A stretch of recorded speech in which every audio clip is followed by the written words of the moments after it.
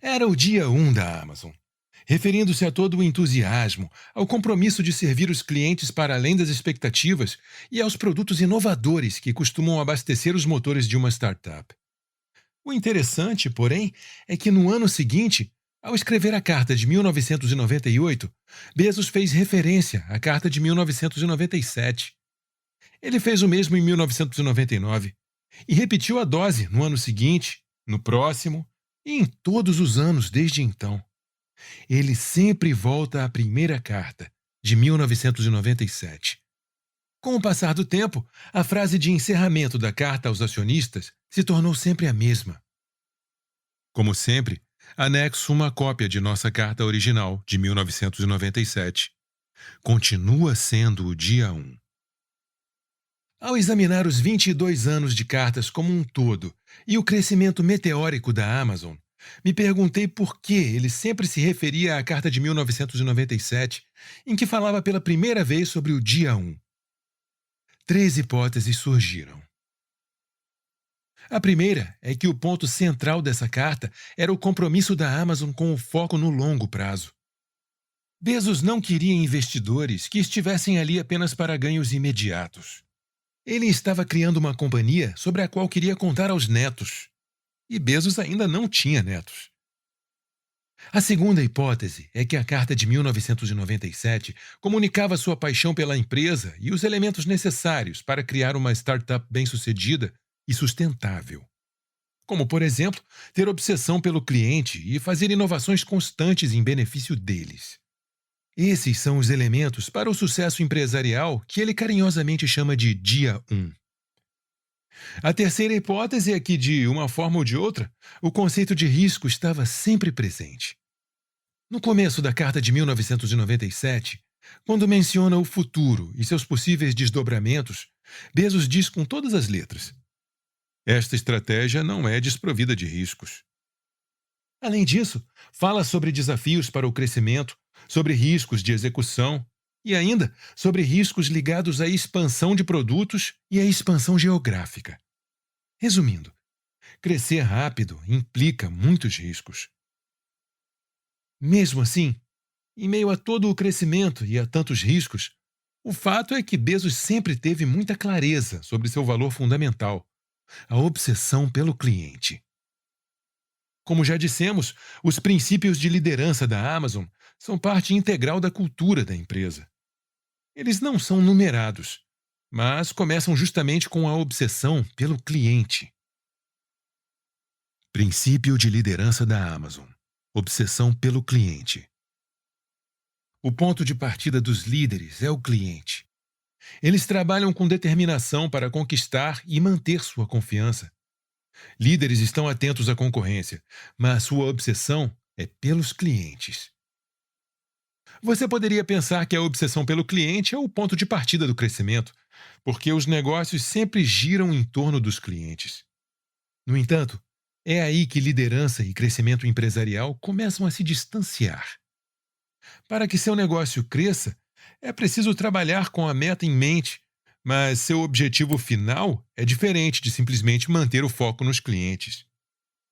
Em outras palavras, o foco de princípios de liderança está nas pessoas, enquanto o de princípios de crescimento está no negócio como um todo. É claro que eles se sobrepõem em certos aspectos, mas princípios de liderança se aplicam à forma como as pessoas trabalham, enquanto princípios de crescimento dizem respeito à maneira como a organização trabalha. É por isso que a lista de princípios de crescimento termina com o dia 1, em vez de partir daí. Para que seu negócio cresça, o ciclo precisa sempre começar do zero. À medida que eu me debruçava sobre todas as cartas que Bezos enviou aos acionistas nos últimos 22 anos, me dei conta de algo extraordinário.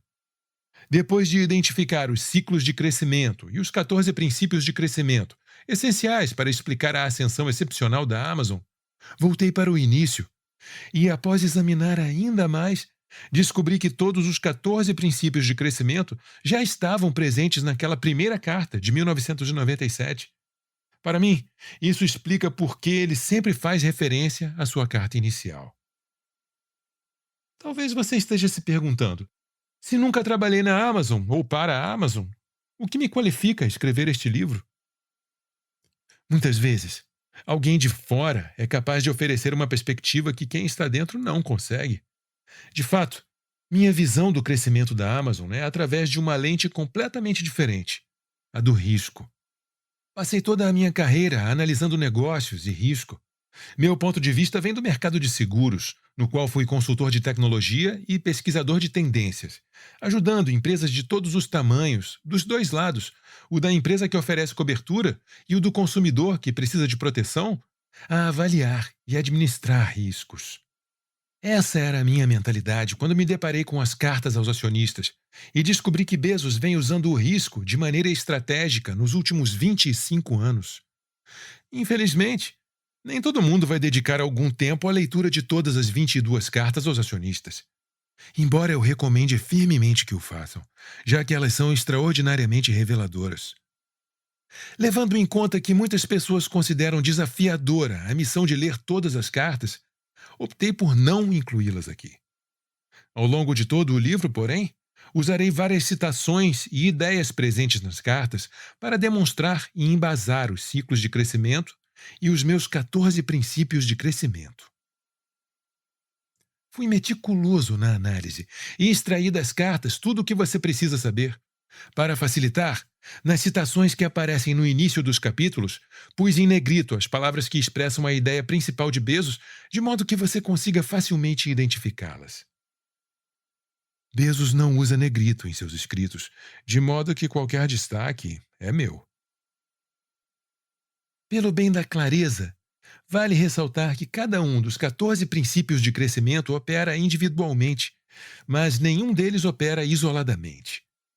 Eles estão presentes, de uma forma ou de outra, em tudo que a Amazon fez até agora para se tornar a companhia que é hoje. Eis o que sugiro para você aproveitar a leitura ao máximo. Em primeiro lugar, se familiarize com os ciclos de crescimento e os 14 princípios de crescimento que extraí das cartas de Bezos. Isso lhe dará um panorama do que virá em seguida. Em seguida, dedique algum tempo a ler a Carta aos Acionistas de 1997. Além de ser a primeira que ele escreveu, Bezos se refere a ela todos os anos. É o elemento-chave para entender como ele pensa e por que faz o que faz.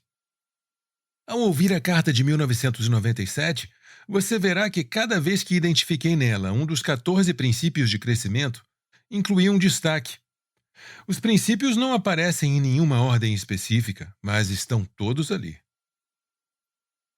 Na sequência, você verá que dividi o audiolivro de acordo com os ciclos de crescimento e os princípios de crescimento correspondentes. Os princípios estão descritos em detalhe, com citações de Bezos, histórias da Amazon e as lições que eles aprenderam e com as quais você também pode aprender enquanto começavam, cresciam, falhavam, se reorganizavam e se transformavam no que são hoje. Ao final de cada capítulo, há 2 ou 3 perguntas curtas. Reserve um tempo para pensar nas suas respostas. Tudo o que você precisa é de uma única ideia inovadora, com potencial de gerar crescimento massivo. Após os capítulos dedicados aos 14 princípios de crescimento, peguei a carta aos donos de ações de 2018 e acrescentei os princípios, e destaquei os conceitos em negrito, como fiz com a carta de 1997. Uma vez familiarizado com os 14 princípios, você verá que, de uma forma ou de outra, já estavam todos ali. Antes de começar, só mais uma coisa. Espero que, à medida que for lendo sobre os ciclos de crescimento e os 14 princípios de crescimento, você comece a entender por que eles estavam escondidos à vista de todos nas cartas aos acionistas. Quando você chegar ao final e ouvir a carta de 2018, talvez encontre os princípios em lugares diferentes dos que eu encontrei, o que me deixaria muito feliz. Porque é isto que espero com este audiolivro, que você consiga enxergar através das lentes do risco para identificar em seu negócio onde estão os 14 princípios de crescimento. Agora, a Amazon é uma empresa perfeita? Não. Jeff Bezos é um homem perfeito? Também não. Você pode amar ou odiar a Amazon, amar ou odiar Jeff Bezos, tudo bem. Mas, para os objetivos específicos deste audiolivro e o crescimento futuro do seu negócio, Deixe em suspenso todos os seus sentimentos pela Amazon e por Bezos. Distancie-se um pouco para enxergar o que Bezos e a Amazon fizeram para ser a empresa a atingir mais rápido a marca de 100 bilhões de dólares em vendas.